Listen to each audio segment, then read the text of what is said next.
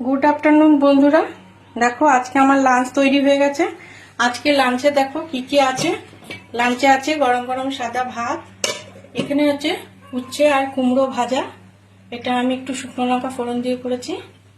এখানে করেছি মুগের ডাল হিং ফোড়ন দিয়ে আর আদা দিয়ে করেছি। এখানে করেছি ভিন্ডি সেদ্ধ।